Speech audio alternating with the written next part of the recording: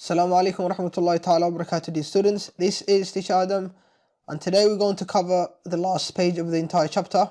So we're finishing a top chapter today. So this is 97, so this is page 98. And the next chapter is chapter 11. So we finished chapter 10. We're finishing chapter 10 in this lesson. Around the world. So we're still, doing the side-by-side gazette. Around the world. Marka around the world, waa maxay? Waa caalamka meelihiisa kala duwan waa daafaha dunida. Waa daafaha dunida is around the world. Is around the world. Exercising waa jimicsi. Exercising jimicsi. People around the world exercise in different ways.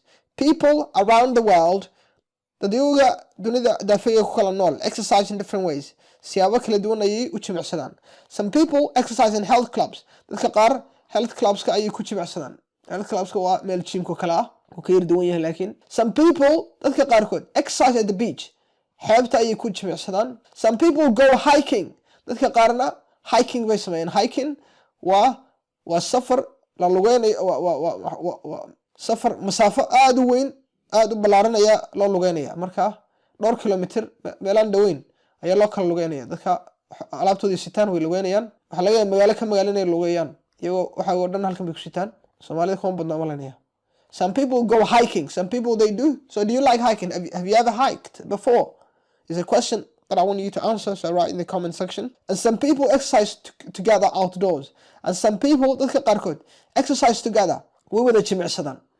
Outdoors. Outdoor waa dibadda. Meel dibadda intay istaagaan ayay jimicsadaan. So they do exercise. How do people exercise in your country?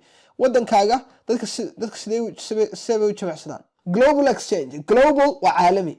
Exchange waa kala bedelasho. Marka micnaheedu waxa weeye waa dad wadamo kala duwan ku nool ayaa wax isweydaranayaan messageyo. Marka qof walba qofka kala dhaqankiisu baranaya over the internet. Joga n waa la yiraahdaa ninkan message buu qoray. Saaxiibkiisu uu qoray internetka saaxiibo internet ku leeyahay uu qoray. Intan ayuu qoray. Adna waxa laga doonayaa intan oo kale inaad qorto. Waayo intan waad qori kartaa adad 10ka cutubkaada soo dhameysatay chapterkaada soo dhameysatay chapter 10 inta wad qori kartaa marka waxaan doonayaa inaad qorto hadii soo dirto la yiraahdo. I'm a very active person. waxaan ahay qof firfircoon. I jog waan rucleeyaa and I swim on the basha. I go to a lot of movies and concerts. Actually, I'm not going to give you the meaning of this because we've done all of this. I'm a very active person. I jog and I swim. I go to a lot of movies, or you can say I go to a lot of movies and concerts. I sing in a choir. I play basketball with my friends every weekend.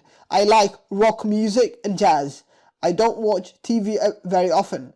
I only watch news programs. I read a lot of books. I like novels. My favorite author is Tom Clancy. How about you?